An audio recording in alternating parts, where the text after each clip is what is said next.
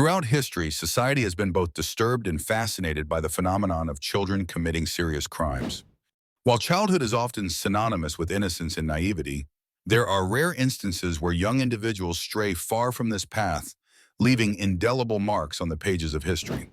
Today we delve into the chilling world of child criminals, exploring some infamous young offenders whose actions defy the conventional understanding of childhood. Our journey begins in 18th century England with the story of Mary Bell. Born in 1957 in Newcastle upon Tyne, Mary was only 11 years old when she committed a series of heinous acts that would shock the nation. In 1968, she was convicted of manslaughter for the deaths of two young boys, Martin Brown and Brian Howe. Mary's troubled upbringing, marked by a neglectful and abusive household, has often been cited as a significant factor in her tragic trajectory. Her case sparked widespread debates about the nature versus nurture argument, raising questions about the environments that shape children and their moral compasses. Fast forward to 1993, Liverpool, England. The nation was once again confronted with an unsettling crime perpetrated by juveniles.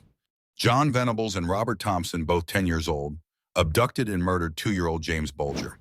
The brutality of the act captured global attention, prompting intense discussions about the moral responsibility of children and the capacity for evil at such a young age.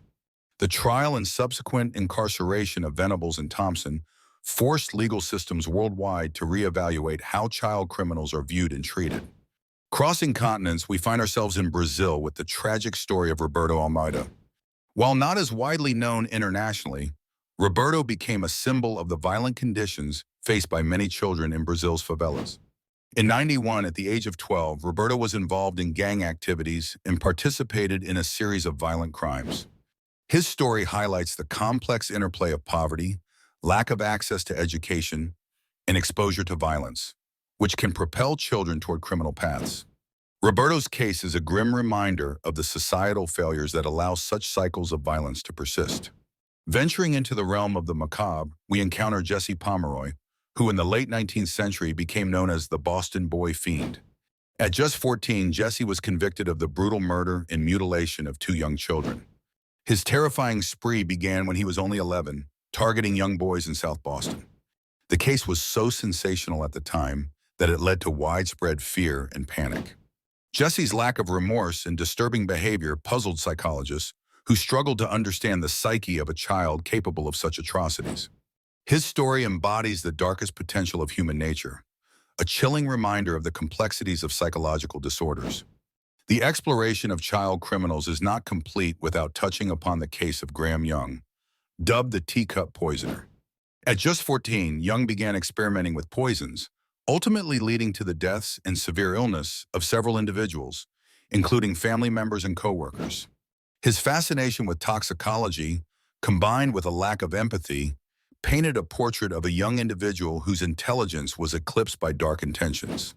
Young's case raises significant questions about mental health, the signs of sociopathic tendencies in youth, and the responsibility of guardians and educators in identifying and addressing such behaviors. In reflecting on these cases, we find stories that are as heartbreaking as they are alarming. They compel us to confront uncomfortable truths about how we perceive childhood and the all-too-real impact of socioeconomic and psychological factors on young minds. These chilling narratives serve as cautionary tales urging society to look beyond the surface, to understand and address the root causes of juvenile delinquency. While these infamous cases are exceptional, they serve a critical role in shaping legal frameworks, educational policies, and rehabilitation programs aimed at preventing youth crime.